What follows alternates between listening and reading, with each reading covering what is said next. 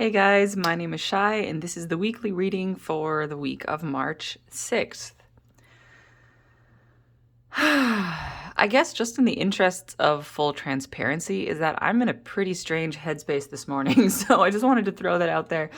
I actually thought about not making a video, but then I was like, okay, I really wanted to make a video every week for the whole year, so coming on to do it anyway because I know that I typically feel better after making a video because you guys bring in the high frequency energy and I get to channel it and it's really uplifting.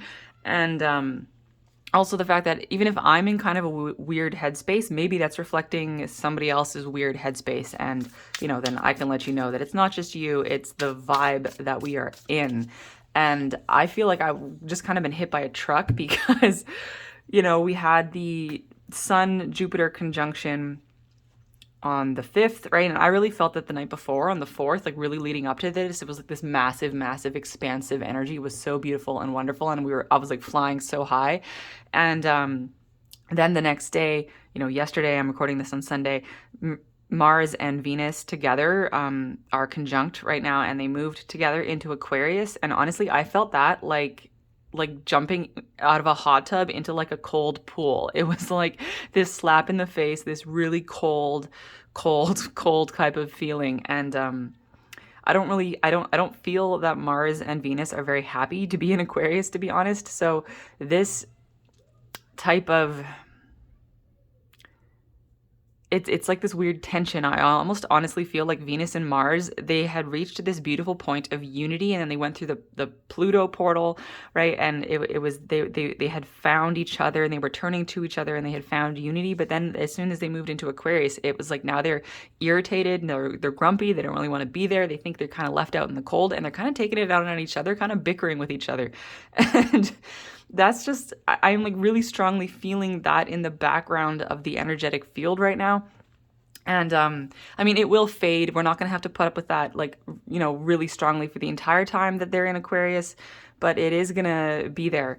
The good news is that the Aquarian energy is going to be taking a little bit more of a back seat on the 9th this week when Mercury moves from Aquarius into Pisces. That'll get us back into the beautiful, watery Piscean vibes.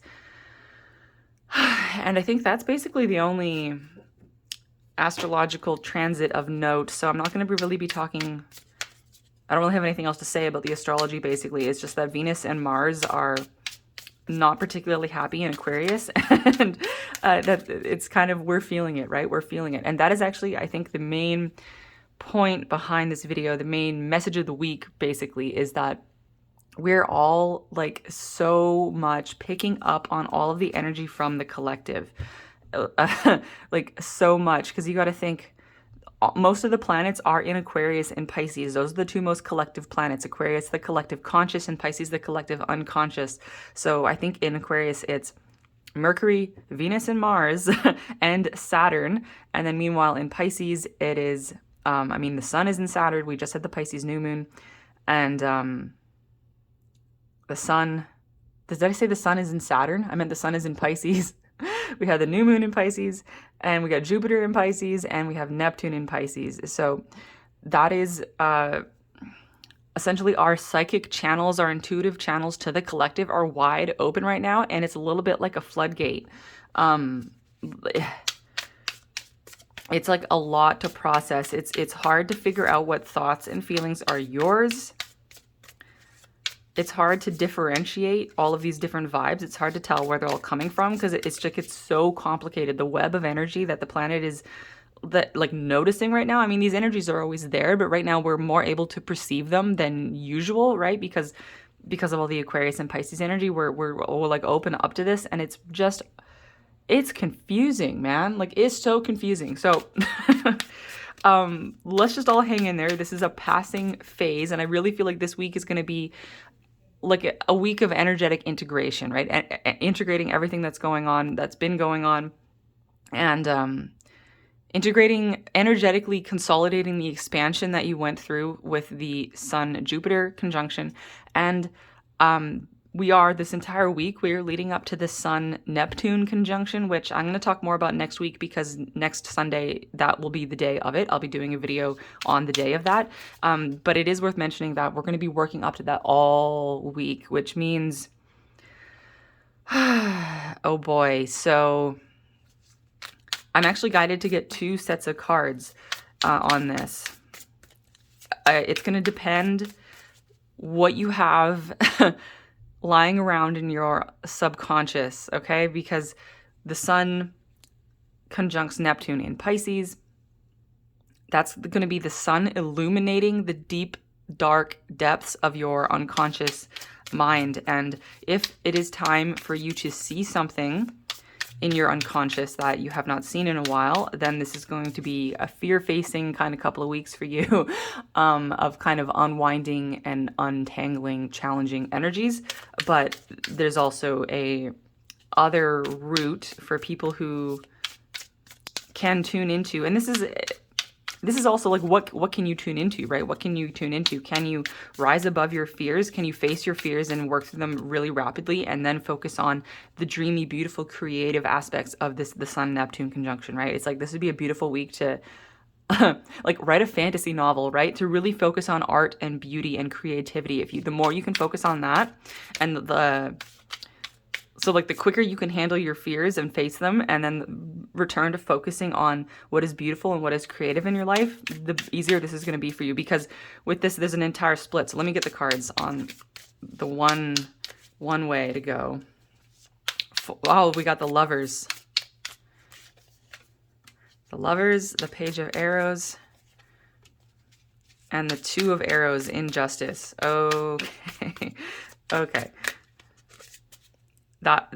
Yeah, okay. So let me get the other option. Of course, there's not just 2 paths here. 9 of Vessels, Generosity, 9 of Cups. There's not just 2 paths here, but we're gonna, use the metaphor of two roads. Really, there is infinite paths before you. But let's see what the 2 paths are here. Okay, so the kind of fear-facing energy of the week. This is exactly what I was talking about with Venus and Mars, right? The Forest Lovers. This is Venus and Mars to me. This is you and your partner. This is your relationship between you and your outer reality, right? The way you interface with your reality, the way you communicate with your higher self, the mirroring of self and expanded self, interfacing with your reality. I don't know how else to describe that. So many levels to this, right? This is where it's kind of starting off. Page of Swords, Ren. This is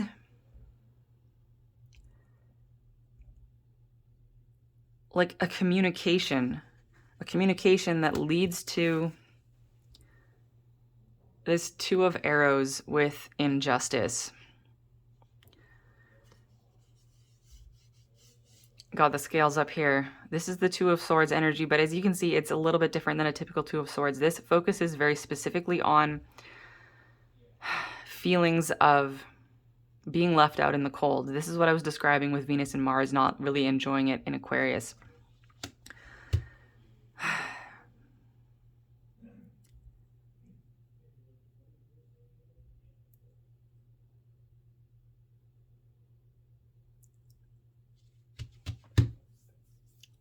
Having trouble putting this into words. This is a feeling of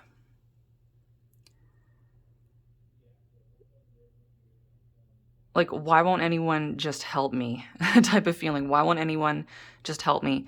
Why is it so difficult for me? Those kind of feelings, you get the picture, right? I could keep repeating that, but then I'd just be drawing that energy into the reading. You know what I mean? It's that why me?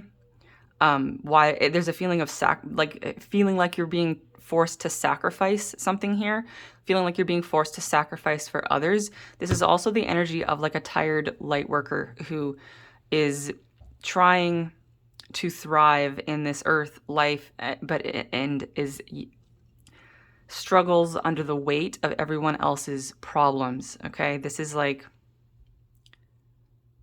struggling to find the sense of personal empowerment.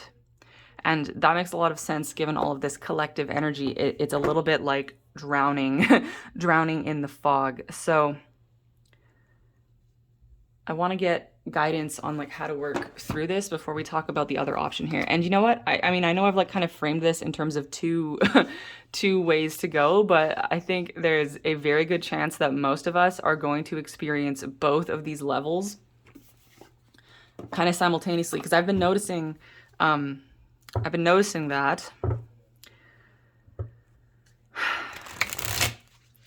like that I'm starting to like run multiple systems of like emotions to do with my life all at once, if that makes any sense. It's like in a singular day, I can be having the best day. I can know that I am thriving. I can know that I am abundant. I can know that everything is working out for me and just yes, yes, yes, yes, yes. How is my life so awesome, right? But at the same time, there could be like these weird little blips and bloops where this weird energy comes in and then I get kind of derailed and thrown off my horse for a minute, but then I just kind of recenter and get back on it. So it's like you can be wobbling between these two. I think that's going to be happening for a lot of us.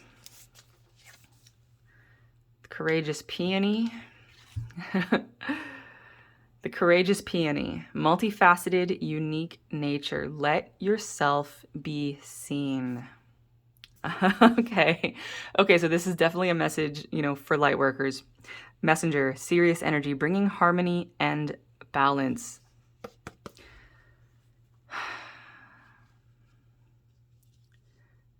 This is kind of like stand up, show up, and shine your light. Even when you might question whether there is any point to shining your light. Maybe you feel like your light is not bright enough. Maybe you feel like you're just not like ready, or maybe you feel like who are you to be a leader? All of those types of feelings of questioning and self-doubt.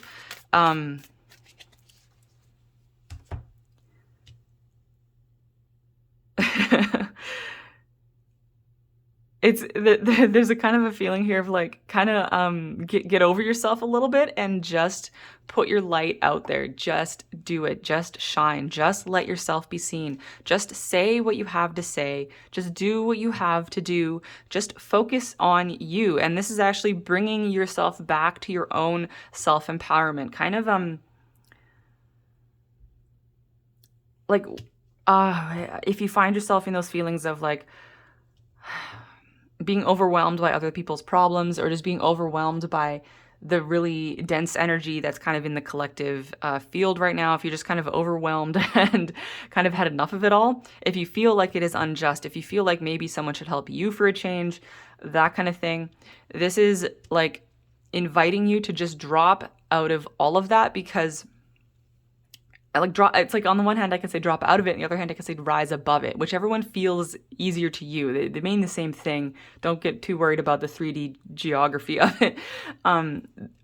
That is the solution. That is your way out, is to kind of allow yourself to transcend your own worries, your own doubts. Allow yourself to transcend even like the tears that might be drying on your cheek, right? Allow yourself to transcend all of it. And this is a very Piscean theme, because Pisces, we have everything all in one big mush, right? The lower frequencies of Pisces are like death, decay, and fear, but the highest frequencies of Pisces are complete spiritual transcendence of everything. And with this energy, man, I am really reminded of a movie I watched a while ago. It's a Netflix movie called Kate. I won't talk about it in case anybody wants to mention it. I don't want to spoil it, but this feeling of transcending your own pain, transcending your own struggles, transcending your own baggage and your own trauma and your own doubts and your own worries, and just all of it, just remembering that you have something to say, you have something to share, you have a light to shine, you are here to be seen. And this is like energetically seen as well. Allow yourself to be energetically sensed by others, to just transcend up out of all of it. I know exactly how, when you're having a bad day and you just want to stay in bed, right? I know how challenging that can be, but that like is the challenge. That is the challenge right now. And this might be a challenge that you work through repeatedly. Every time you're feeling down, it's like, okay, I can transcend this. I can transcend this. I can rise above this. I can transmute all of this lower energy and rise above it all. I will let myself be seen. I will be here. I am here. I am this, right? I am here and I am this. Okay, so just to conclude this kind of path where we're struggling with releasing dark, like more challenging energies. We're struggling with releasing some challenging energies, like overwhelming energies is really what I get.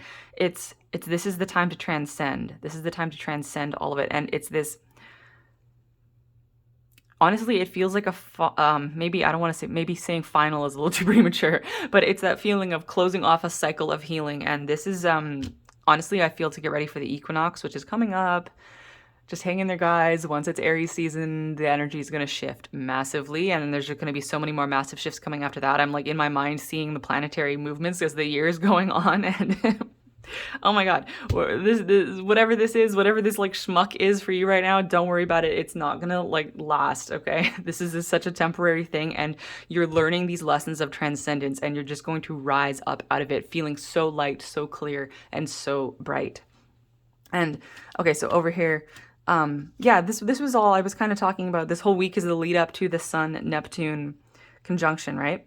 And on this side, this is the like brighter, lighter side, the creative side, the sensual side even. What do we got? Nine of Cups, generosity. Knight of Bows, that would be the Knight of Wands, the Fox. And then Knight of Arrows with the Hawk. 2 knights, okay.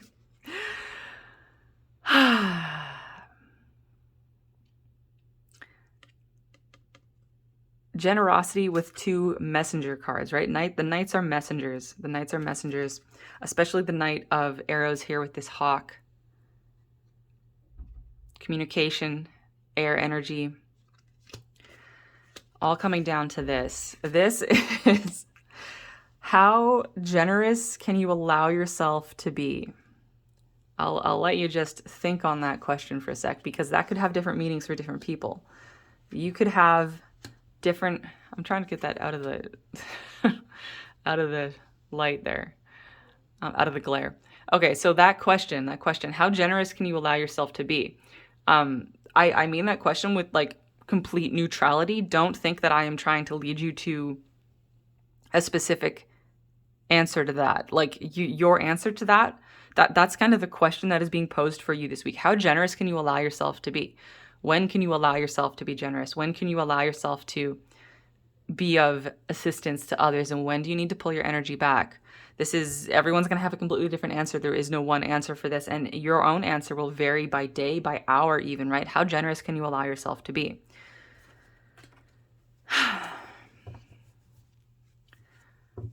With this 9 of Cups, I mean, I gotta say that, that's the wish come true card. In its highest frequencies, that is the wish come true card.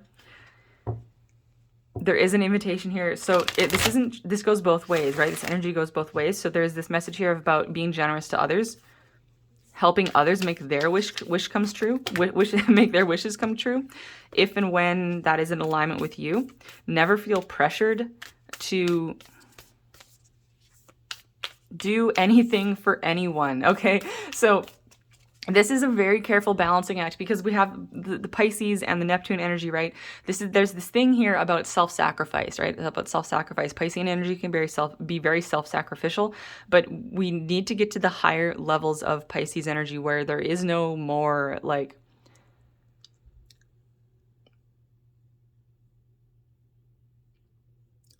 almost like what's the word? Like glorifying self-sacrifice. There's almost like there can be a glorifying of self-sacrifice. There can be in order to be a good person, I need to sacrifice myself. Those kind of vibes. We're really being guided to lift ourselves out of that, because that self-sacrificing vibe will put you back over here into this feelings of injustice, right? So if someone asks you to help them, and you feel, oh, I should do it, I should help them, right? Maybe there's no reason I can't help them. But if it gives you that feeling of contraction, if it gives you that feeling of exhaustion, of being drained, of fatigue, or even just of boredom, then don't do it, right? Don't do it. This is where we will have to practice like complete brutal authenticity with others. Like if someone asks you to help them with something, or maybe they're even just asking like, hey, like, you want to like hang out or something, and if you're just like, I just can't, like I just can't right now, like, and I don't even have any particular reason why. I've just got to be completely honest with you. It's just like, I don't really feel like I have the energy. I don't really feel inspired to do this. It just seems like it's not for me right now, and I just have to follow my inner guidance on this. I just don't feel, I'm not feeling it, right? It's like we should be able to get to the point where we can just say, I'm not feeling it, and then nobody's arguing with you. And like if you're not feeling it, then you're not feeling it, and then that's just how it is. It's like you don't need any further justification than that. And that is how you can avoid self-sacrificing. And I've been practicing this myself for several months now, and I gotta say, I have been shocked on multiple occasions by how well my brutal honesty in that kind of regard has gone over with people. If I just, it's like it doesn't matter what people are, talking to me about or asking me. If I just have to say like, I just don't feel I don't feel like that is for me at this time, and just be brutally honest about it, then people like really respect that. And it's really cool, and it gets easier, right? The first time you have to do that, it can be really nerve-wracking, but then you find that people really respect it, and then guess what happens? And then other people realize, wow, I can just be brutally honest with others when I feel like something just isn't for me right now, and then everybody just respects it, and we actually end up making this big lattice work of respect moving across the planet. And I think that is really an antidote to this self-sacrifice. Yeah, because we need to get to the point where we're not self-sacrificing. But then, and if we're not self-sacrificing, if we're never self-sacrificing, then we will be so much more able to show up and be generous with our energy when we have the energy, right? That sets us up to actually be more, like more effective as spiritual beings, right? We can be of better service. We can be of more assistance and more help if we are brutally honest about when we feel that it is aligned for us to do that. And one other thing that just kind of popped into my head and then popped out. Can I get it back? Oh yeah. So this is like next level following your inner guidance, right? Next level following your inner guidance. Like somebody could ask you, or like it doesn't even have to be a person, right? It could be the universe like teeing you up for something. Something could be setting up for you. You could have some amazing opportunity, whatever. It doesn't matter what it is. There could be a thing, right? And you're thinking, should I do it or should I not do it? And your inner guidance might lead you down a path that makes zero sense, right? Zero sense. But it's so important that you follow your inner guidance and just do whatever it is that you're being guided to do, even especially when it makes zero sense, because you have no idea how you following your inner guidance actually is what is aligned for others, right? A lot of the time, I think it's safe to say that basically all of us have in our lives gone against our own inner guidance because we thought that going against our inner guidance would allow us to help others, right? But here's the thing, that's going against your inner guidance will never be how you can actually help someone else. Like never, right? You wouldn't, that's not how it works, right? That's not how it works. If your inner guidance says do something this way, then that is the way that you should do it, and that is the way that will be best for you, and that is also the way that will be best for everyone else, right? Like this is like really getting clear on the divide between your egoic mind and the way it thinks it is of service to others and the way it helps others, and the way that like, your inner guidance is showing you the actual way to be of service to others. Like say someone really needs your help. Like maybe it's even kind of an extreme situation, and someone comes to you and says like, I need to borrow money, and like if you don't give me the money, then this is going to happen to me. And you're sitting there going like, oh my God, like I need to give this person the money. Maybe they're even a family member, you're right. And you're like, well, I have to do this, but maybe you have that feeling. And sometimes in some situations, the aligned thing for you to do could be to give them the money. There is no like objective way of analyzing this, right? These situations can only be handled in the moment based on your inner guidance. So I'm not making a judgment about what is right or wrong to do here. It's only about what is your guidance system saying, right? And then say you'd have that feeling inside going like, no, I don't think I should do this. I feel like I'm guided to not do this. I feel like this is not for me. For whatever strange, bizarre reason, I'm being guided not to help this person, and I'm being guided not to give them the money. How bizarre, how strange. That doesn't make any sense, right? But maybe that is exactly what needs to happen. Maybe that is exactly what needs to unfold. Maybe that is the moment where you stop self-sacrificing for others. And maybe that is also the moment where Like, since they don't get the money from you, maybe that who knows how that could set them on their path, right? I don't even need to speculate about how that could actually help them. It doesn't matter, because we don't need to know how following our inner guidance is going to set someone else on their proper path. It doesn't matter, right? The point is that if you compromise your inner guidance and go against your inner guidance, then you're just setting up a series of dominoes of unaligned actions, right? You can't get aligned action from unaligned action. So that's why we need to just get really, really serious about, okay, I only ever do what feels aligned for me, and I only ever follow my inner guidance system. And then when I do that, then I know that that sets up a whole chain of aligned action, right? Unaligned action will only create more unaligned results. Aligned action can only ever create more sequences of aligned action. So hopefully nobody is in a situation as challenging as trying to turn down a family member who really needs like money and help or something like that. But I just wanted to use a kind of more severe example, right? But this can be something as simple as like somebody calling up and say, hey, you want to go get ice cream? And maybe you haven't seen them in a while, right? And if you're just like, nah, I don't wanna, right? That's what you gotta say. That's what you gotta say.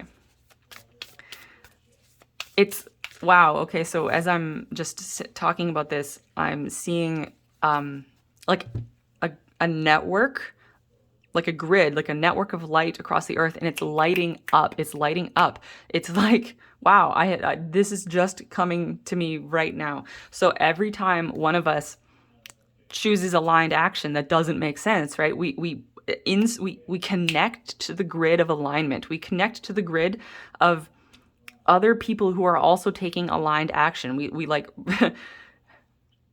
yeah, it's like there's two grids. I mean, there's so many grids in the planet, right? But just to simplify, in this context, we're talking about two different grids. There is the grid, the network of humans. There's a network of humans on Earth who take unaligned action and therefore connect with other people who are taking unaligned action, and then that just perpetuates and perpetuates and perpetuates. So that is why this thing of only ever do what your inner guidance is guiding you to do, no matter what, because then that that disconnects you from the grid of unaligned actors and connects you to the network of aligned actors. And that is massive and huge, because can you imagine if every day more and more people stop connecting to the grid of unalignment and start connecting to the grid of alignment? Every day more. And if we just stay there, we can wobble back and forth, right? We can take an unaligned action and get back into the other one and then hop over into the like, right? It's fine. We can go back and forth, but more and more and more people every day staying in the grid of alignment, the grid of alignment, the grid of alignment every day. That's going to change everything, right? Because then we just open ourselves up to this greater and greater and bigger network of people taking aligned action. That's like grounding source energy into the planet with your aligned action. And trust the timing. Trust the wave you came in on. Time is not running out. I love this card, okay? If you saw, I posted a quick video yesterday. If you saw that, this will kind of ring back to that video, because if you feel something inside of you and you might mistake it for a moment, you might think it's your inner guidance system. But if it is telling you things like time is running out, or you must commit to your mission now, or like do all these things, if you have anything inside of you that seems to be guiding you to contract, if it's guiding you with fear, if it's guiding you with anxiety, if it's guiding you with making a vow, or anything that makes you feel small, anything that makes you contract, that is not your true inner guidance system. Or maybe a better way of saying that is, that's not the guidance system that you want to put your energy into, right? You want to put I'm assuming, you want to put your energy into the guidance system that is full of light and love and expansion and freedom and growth and just more and more openness and alignment and beauty, right? So if the energy that is guiding you does not feel like what you want more of, then don't follow it, right? If it feels contracting and bad and small and yuck and blah, well then don't follow that, because you will only get more of that, right? If you start walking down the path of time is running out, I have to do this now, blah, blah, blah, you're just going to get more and more and more of that, right? If you follow the path of everything is unfolding for me in perfect timing, right? Everything is happening in perfect timing. I am flowing into my life with ease and grace and flow, right? Everything is working out for me. I can be of service to others. I can fulfill my mission as a starseed or a light worker or just as a beautiful being, right? I can do all of that while also living my life in peace and harmony and joy every single day. If you choose that, then that is what you will receive more of, right? So you don't even need to figure out is like which guidance is right. You just need to pick which do you want more of, right? Which do you want more of? Because the path you pick, you will just get more of whatever you pick. That's why if you make an aligned action, you will just get more aligned action. If you pick something that is stressful, then you're just going to get more stress. So you don't even need to think of like trying to do the human mind thing of what is objectively true or what is objectively better or what's the pros and cons and blah blah blah. None of that is like irrelevant. It's like it doesn't come into this at all. It's completely irrelevant because you will just get more of whatever you choose, right? You will just get more of whatever you choose. So start choosing whatever it is that you want, and then you'll just get more of it. And I'm gonna leave you guys there. Love you guys. Bye.